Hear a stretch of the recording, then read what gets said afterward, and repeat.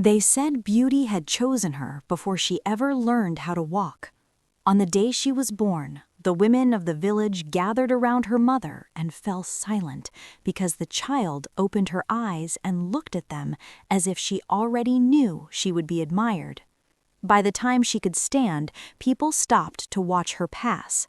By the time she became a young woman, they no longer spoke her name without lowering their voices, as though beauty itself might overhear and grow jealous.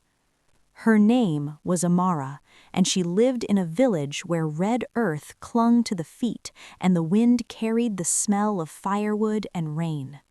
The elders used to say that every gift arrives with a shadow, but no one dared speak of shadows around Amara. Her face was smooth as river stone, her eyes bright as the morning star, and her smile had a way of making even sorrow pause for a breath. At first, Amara's beauty was gentle. She greeted elders, shared laughter with children, and fetched water without complaint. But admiration is a seed that grows fast when watered every day. People praised her constantly, how she walked, how she spoke, how even the sun seemed softer when it touched her skin. Slowly, something inside her began to change.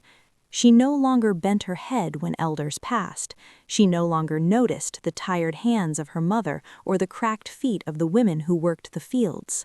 And when she walked through the village, she began to walk more slowly so everyone would see. There was no mirror in Amara's hut. In that village, mirrors were rare things, said to trap more than reflections. But one evening, when the sky burned orange and purple, a traveler arrived. He was old, bent like a tree shaped by too many storms, and he carried stories in his eyes. The village welcomed him, as tradition demanded, offering food and a place by the fire. When Amara passed by, the traveler looked up and studied her for a long time. Too long. His gaze made her uncomfortable, but also pleased. "You are beautiful," he said, finally, his voice rough like gravel beneath water. "But beauty that is never questioned begins to rot." Amara laughed. "Old man, beauty needs no questions." The traveler reached into his worn bag and pulled out an object wrapped in cloth darkened by age. He placed it gently in her hands. "Then take this," he said, "a mirror that never lies. It shows not what you are, but what you are becoming." Before anyone could stop him, the traveler stood, turned, and walked away into the dusk. No one saw where he went. Some said the spirits had borrowed his body for a single night.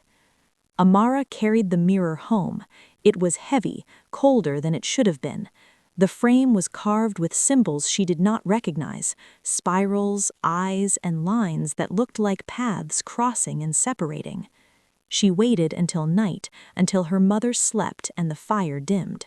Then she held the mirror up. At first, she smiled. Her reflection was flawless, smooth skin, shining eyes, youth glowing like fresh milk. But as she admired herself, something shifted. The light in the mirror dimmed, and lines appeared at the corners of her eyes. Her smile faltered. She lowered the mirror, heart pounding. Then she lifted it again. This time, the reflection was older, not elderly, but tired. The skin was duller, the eyes sharper, colder. Amara stepped back, fear creeping into her chest. "This is a trick," she whispered. Night after night she returned to the mirror, and each time she looked, the reflection aged, slowly at first, then faster. Wrinkles deepened, shoulders stooped, the mouth hardened into a thin, bitter line. Yet when she looked away from the mirror and touched her own face, it remained young, smooth, admired. During the day, Amara continued her life as before. People still praised her beauty, suitors still came with gifts, but she began to notice something else. When she laughed at others, the mirror aged her faster. When she turned away from a beggar, the reflection's eyes grew hollow. When she spoke cruelly to her mother, the woman in the mirror gained gray hair overnight. Fear should have humbled her. Instead, fear sharpened her pride. "It is only a reflection," she told herself. "I remain beautiful. Let the mirror show whatever lies it wishes." But mirrors do not lie. As weeks passed, Amara avoided helping others. She believed kindness might somehow mark her, might reveal cracks in the perfection she protected so fiercely. She spoke less, smiled less, cared less, and the mirror became terrifying. One night, she raised it and screamed. The reflection staring back was old, older than any woman she had known. Skin sagged like wilted leaves, eyes burned with regret, hands trembled as if carrying unseen weight. It was her, yet not her. "Who are you?" Amara cried. The reflection's mouth moved, though no sound came, but Amara understood. This was her future. This was her soul was shaping. The next morning, the village awoke to whispers. Crops were failing, children fell ill, the river ran low. Elders gathered and spoke of imbalance, of someone carrying too much and giving nothing back. Amara heard the whispers and felt something twist inside her. She returned home and lifted the mirror one final time. This time, the reflection spoke. "You have fed me," the old woman said, her voice dry as dust, "with pride, with cruelty, with silence." Amara fell to her knees. "What must I do?" The reflection leaned closer. "You must become younger than me." The words made no sense at first, but then Amara understood. The mirror did not show time, it showed truth. To change the reflection, she would have to change herself. That day, Amara left her hut before sunrise. She carried no mirror, no jewelry, no fine cloth. She went to the river and helped the women draw water until her hands blistered.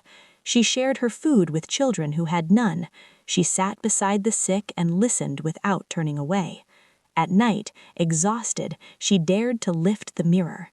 The reflection had not grown younger, but it had stopped aging. Days turned into weeks, weeks into months. Amara worked without praise. People noticed her less, spoke her name less, and strangely, the quieter the world became around her, the lighter her heart felt. One evening, as rain finally returned to the land, Amara looked into the mirror. The old woman's eyes had softened. "You are learning," the reflection said. Years passed. Amara's real face slowly aged, as all faces do. Lines appeared from laughter and sorrow alike, but the mirror no longer frightened her. One night she lifted it and saw not youth, not age, but peace. The reflection smiled. And when Amara died many seasons later, the mirror was found cracked in two, its purpose fulfilled. The elders say that somewhere mirrors like that still exist, not on walls, not in frames, but in moments when pride meets truth, and those who dare to look too long may see tomorrow staring back at them today.